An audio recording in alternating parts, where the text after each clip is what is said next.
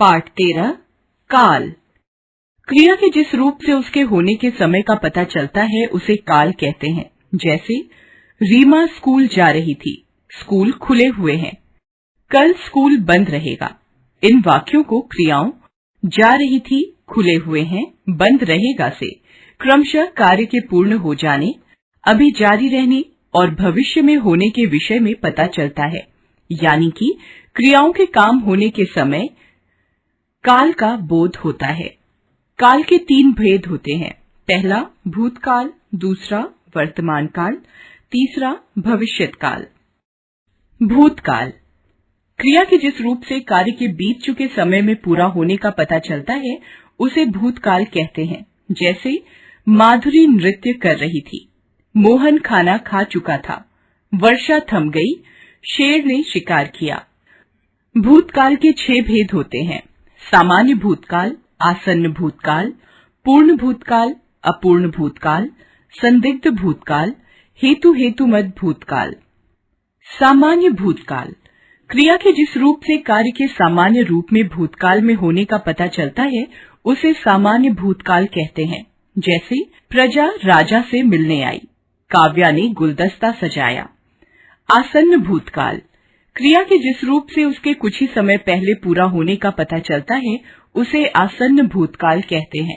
जैसे रीमा पुस्तकें लेकर आ गई है, माँ बच्चे को नहला चुकी है, नेताजी भाषण देकर आए हैं, मैंने जूता पॉलिश करके रखा है।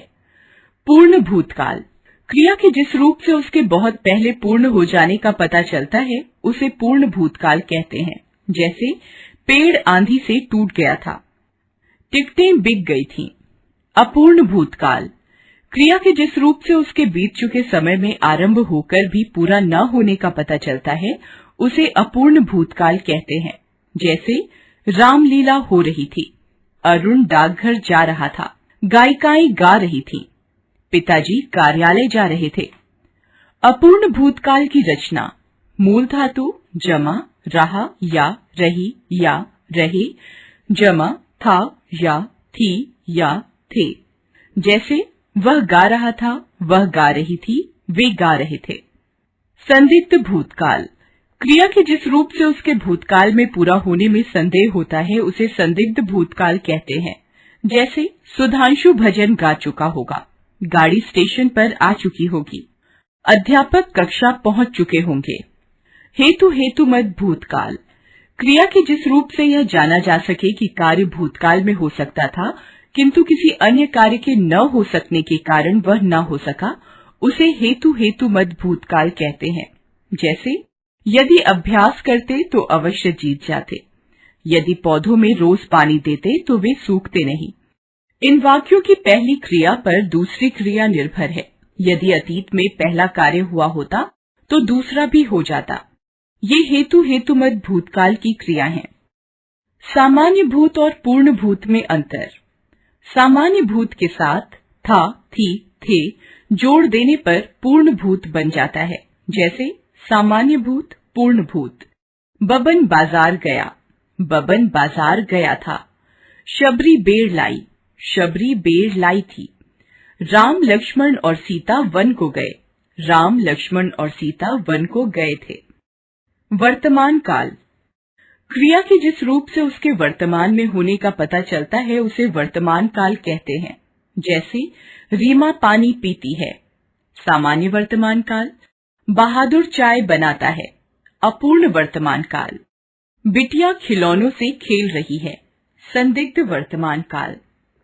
सामान्य वर्तमान काल जो क्रिया वर्तमान में सामान्य रूप से होती है उसे सामान्य वर्तमान काल कहते हैं। जैसे पक्षी पेड़ की डालियों पर चहचहाते हैं, मिस्त्री कार ठीक करता है, सैनिक देश की रक्षा करता है, डाकिया पत्र पहुंचाता है।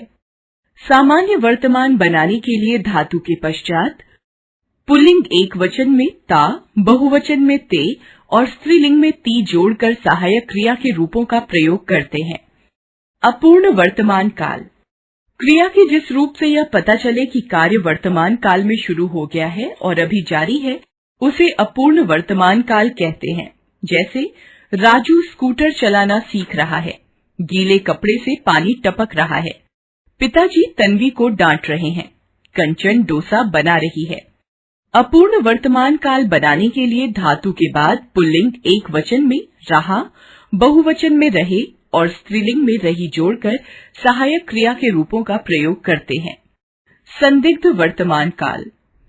क्रिया के जिस रूप से उसके वर्तमान समय में होने में संदेह होता है उसे संदिग्ध वर्तमान काल कहते हैं। जैसे फिल्म शुरू हो गई होगी, मुख्य अतिथि पहुंच गए होंगे, मोनिका आ रही होगी, बीना बर्तन मांजती होगी। भविष्यत काल। क्रिया के जिस रूप से कार्य के आने वाले समय में होने का पता चलता है उसे भविष्यत काल कहते हैं। जैसे हम नाटक में भाग लेंगे, साहिल एक मधुर गीत सुनाएगा। भविष्यत काल के दो भेद होते हैं, सामान्य भविष्यत काल, संभाव्य भविष्यत काल। सामान्य भविष्यत काल। क्रिया के जिस रूप से उसके भविष्य में सामान्य ढंग से होने का पता चलता है उसे सामान्य भविष्यत काल कहते हैं। जैसे रिया नागपुर से संतरे लाएगी, राघव पढ़ेगा। संभाव्य भविष्यत काल। क्रिया के जिस रूप से उसके भविष्य में होने की संभावना का पता चलता है उसे संभाव्य भविष्यत काल कहते हैं। जैसे शायद मेरे मित्र फुटबॉल मैच खेलेंगे, दादाजी शायद रसगुल्ले लाएं। इन वाक्यों की क्रियाओं खेलेंगे, लाएं, ये संभाव्य भविष्यत काल की क्रियाएं हैं। आओ दोहराएं। क्रिया के जिस रूप से उसके होने के समय का पता चलता है उसे काल कहते हैं। काल के तीन भेद होते हैं, भूतकाल, वर्तमान काल, भविष्यत काल।